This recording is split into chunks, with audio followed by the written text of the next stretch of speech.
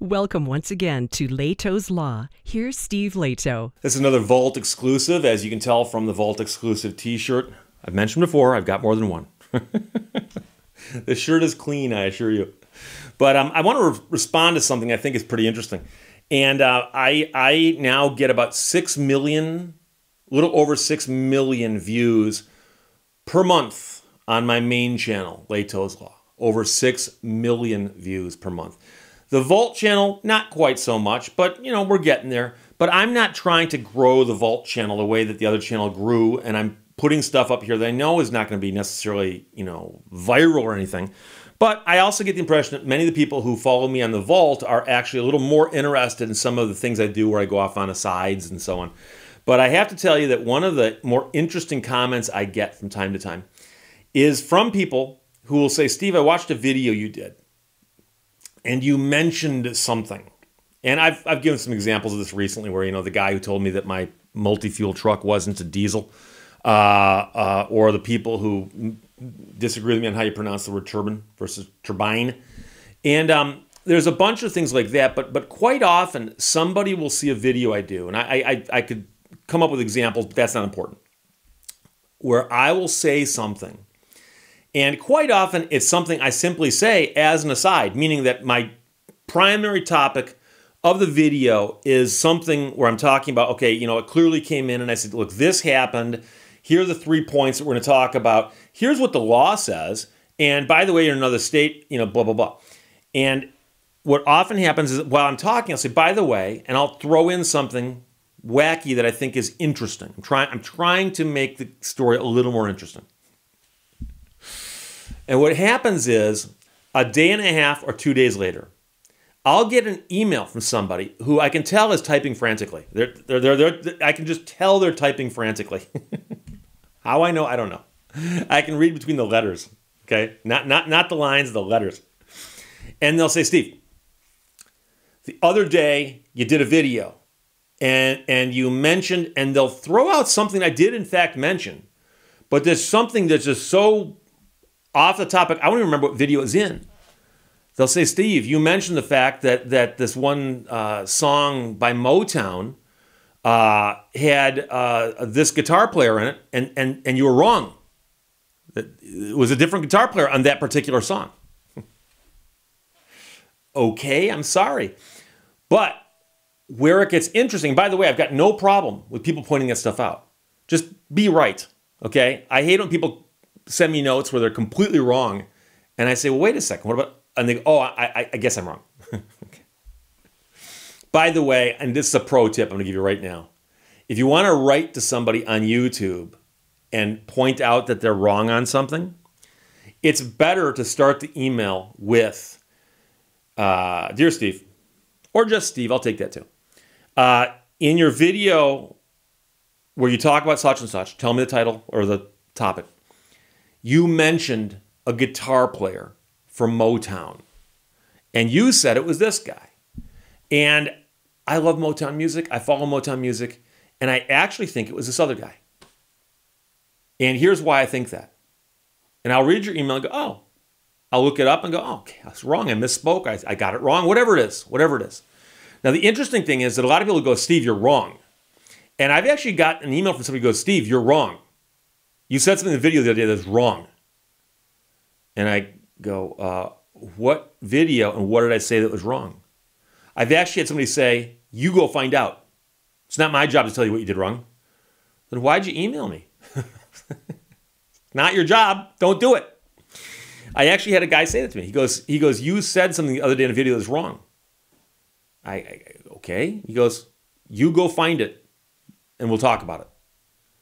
I go, I've put up a couple thousand videos. I haven't got time to do that. I'm going to go watch every single video to try to figure out what you think I did was wrong. But anyways, so what you should do is approach it nicely. But here's the point I'm trying to get to. I get this about once a week where someone sends me an email and says, Steve, you did a video the other day and you mentioned this. And you're wrong. And actually, you should have said this. And oftentimes, it's literally one word. They'll say, you know, you said ravine when you should have said ditch. It's not a ravine, it's a ditch. Really? Okay. But what they then say is what I'm getting at. They will then say, you need to go back and fix your video. Or you need to go back, change your video, or they'll use some other word for change, fix, alter, edit, modify, whatever. You need to fix that. You need to change that. Now, here's the thing. Someone actually contacted me, and thank you very much. I did the plug for Rock Rooster footwear in a video a couple days ago, and I, at the end, was just saying a bunch of stuff, trying to get all the information out there. And I said that Rock Rooster's website was rockrooster.com.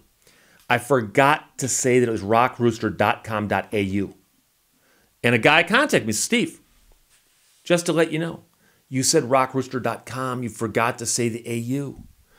And I said, thank you very much. Now, interestingly, YouTube does allow someone like me who posts a video to edit the video, but the only thing I can do for the most part is cut something out and throw it away. So I went into the video, found where I said all the information, here's how you get a hold of this, blah, blah, blah, blah, blah. And their website is rockrooster.com. And I literally cut out from before the and after the com. I cut everything out in between those two things. Cut it out. And so now if you watch, there is actually a very bad edit because they don't have fade edits like I use in my videos. It's a slam cut. Jump cut, whatever you want to call it. Somebody goes, Steve, oh, it's not a jump cut. But my point is,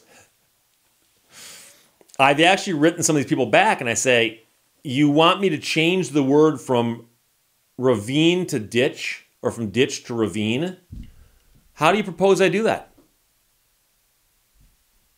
I've had someone write back and go, editing, you edit it. Editing. Now, I know a lot of people don't know how videos are made, but I suspect more people do now than did, say, 10 years ago. There's a camera in front of me, a microphone in front of me. The camera's got a little card in it that's recording digitally as I'm talking and speaking and opining. And when I'm done, I'm going to get up, walk around, and hit stop, pull the card out, put the card into my computer, load a program called Adobe Premiere, and then edit the files off that card. Then I'm going to render them, and then I'm going to upload the finished product onto YouTube. So to edit the video, once it's up on YouTube, as I said, the only thing I can do is physically chop a piece out and leave a really, really awkward cut. So if I said the word ravine when I should have said the word ditch, I can cut the word ravine out, but then there's going to be a missing word from that sentence.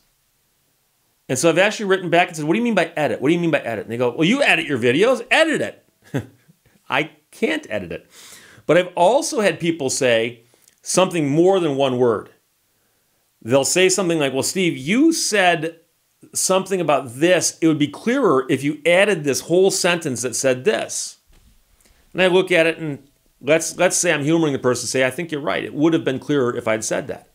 I didn't say it, but it would have been clearer if I'd said that. They say, well, can you put that in? How do you propose I put something into a video that's already up on the internet? Because YouTube won't allow me to add things like that. I can cut things and remove them. And you might say, Steve, why doesn't YouTube allow you to do that? Well, YouTube is just basically a bunch of big servers. It's a server farm. And when people log on to watch a video, they're basically calling up a file on the server and they're downloading it and watching it. It's being downloaded in pieces. I'm not going to get into any of that right now. But in essence, it's just a big bunch of hard drives with videos on them. And so when you go in and change one of them, first of all, they're a little concerned that if you post a video and it goes viral and you changed it, what if you changed it in some really weird way? So they don't want videos being changed all that much, I wouldn't think. But also, and I do know this, that for redundancy purposes, they're not being stored at one spot. They're being stored in servers all around the place. They've got servers all around the world. So when someone in Tasmania logs on to watch one of my videos, they're possibly watching it on a different server than somebody who logs in Indiana to watch one of my videos, okay? So if you change the video, it's got to get changed in all those locations now also. But I've had people say, Steve, you need to go in and add a sentence or add a whole paragraph. I can't do that.